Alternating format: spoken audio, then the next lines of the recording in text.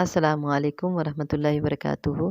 आप सब सुनने और देखने वालों के लिए मेरी अल्लाह ताला से दुआ है कि अल्लाह ताला आप सबको सेहत तंदुरुस्ती वाली, ईमान वाली और इस्लाम वाली ज़िंदगी अता फ़रमाए।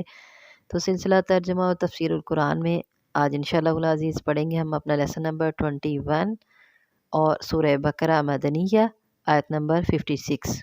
तो आइए अब हम स्टार्ट करते हैं। अऊज़ु बिल्लाहि मिनश शैतानिर रजीम, बिस्मिल्लाहिर रहमानिर रहीम।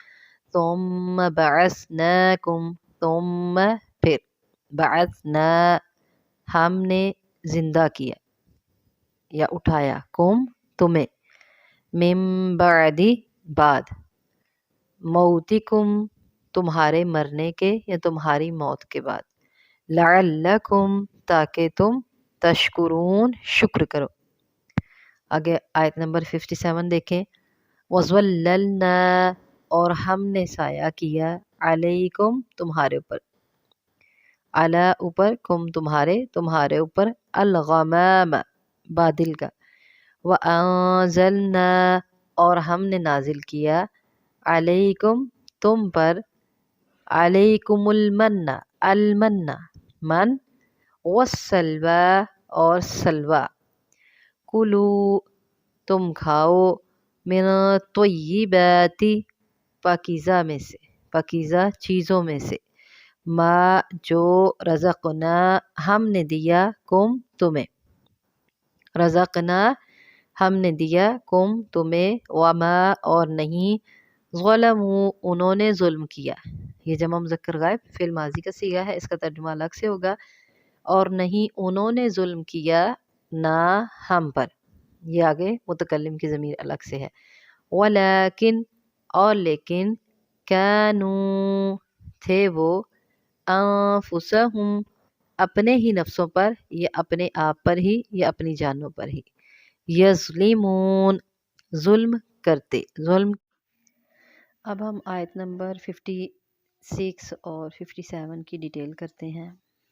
तो आयत नंबर 56 में हमने पढ़ा, अऊज़ु बिल्लाहि मिनश शैतानिर रजीम, बिस्मिल्लाहिर रहमानिर रहीम, तुम्मा बअसनाकुम मिन बअदि मौतिकुम लअल्लकुम तशकुरून।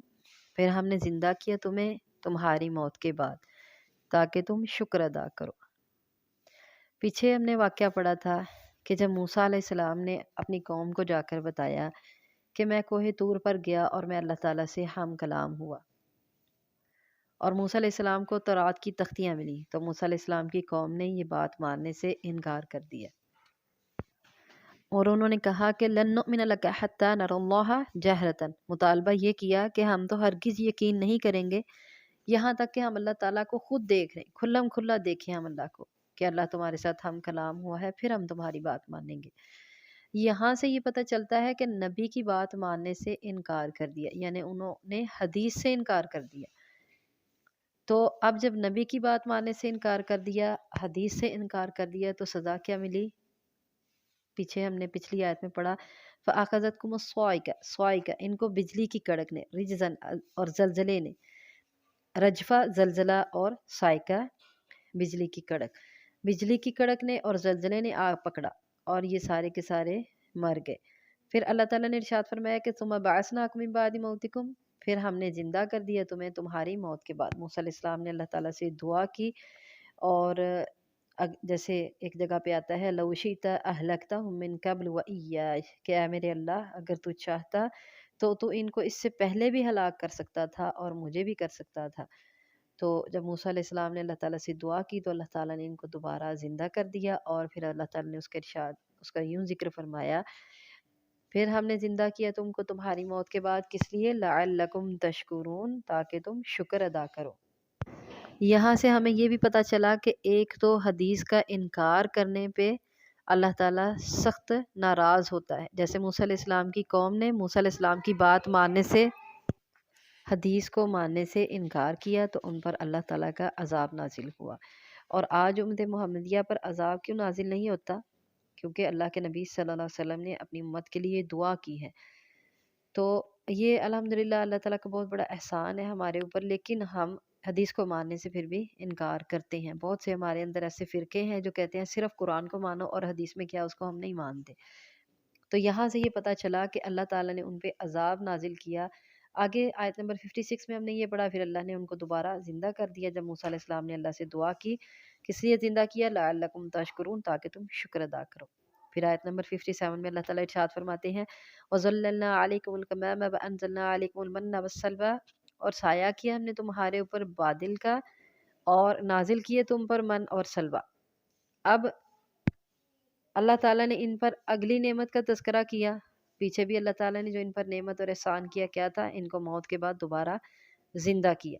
یہاں اب اللہ تعالیٰ اگلی نعمت اور احسان کا تذکرہ کرتے ہیں کہ جب یہ لوگ صحرائے سینا میں تھے، ان کے پاس کھانے کو کچھ نہیں تھا، صحرا کی دھوپ انہیں جلاتی تھی، ان کے پاس مکان نہیں تھے، تو اللہ تعالیٰ نے ان کے اوپر بادل کا سایہ کر دیا، ایک خاص قسم کے بادل کا سایہ کیا ان کے اوپر، یہ جہاں جاتے وہ سایہ ان کے ساتھ ہوتا ہے۔ وہ بادل کا سایہ جو ہے وہ ان کے سروں پر تھا جب ان کے پاس مکان نہیں تھے، جب ان کے پاس گھروں کی چھتیں نہیں تھی، تو اللہ تعالیٰ نے ان کے اوپر یہ احسان کیا، یہ نعمت ان کو دی۔